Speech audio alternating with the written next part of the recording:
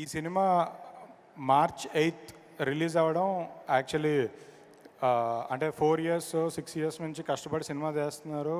కానీ ఈ సినిమా కరెక్ట్గా వచ్చి మార్చ్ 8th రిలీజ్ అవ్వడం నిజంగా ఆ శివుడు ఆజ్ఞ, ఆ పరమేశ్వరుడి ఆశీర్వాదంతో ఈ సినిమా రిలీజ్ అవుతుంది. అంటే ఈ సినిమా రిలీజ్ డేట్ దేవుడి అనుగ్రహంతోనే కరెక్ట్గా ఆ డేట్ మీద పడింది. అది ఎందుకో మీకు సినిమా చూసిన తర్వాత మీకే అందరికీ అర్థం అవుద్ది.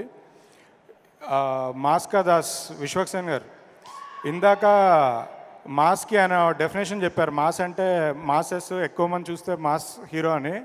కానీ నిజంగా అంటే చాలామందికి ఒక డౌట్ ఉంది, ఏదో క్లాస్ సినిమా అని అదని ఇదని. నేను ఈ సినిమా చూశాను. మాస్ కా దాస్ హీరో విశ్వక్సేన్ ఏంటో ఈ సినిమా చూపిస్తుంది మీకు. అంటే గూస్ బంప్స్ నెక్స్ట్ లెవెల్లో ఉంటుంది ఈ సినిమా. మీరందరూ అంటే మీరు ఎంత ఎక్స్పెక్టేషన్స్తో సినిమాకి వెళ్ళినా అంతకన్నా డబల్ థ్రిల్ అవుతారు ఈ సినిమా చూసి. మార్చ్ 8th పక్కా బ్లాక్ బస్టర్ కొడుతున్నారు, అసలు డౌటే లేదు.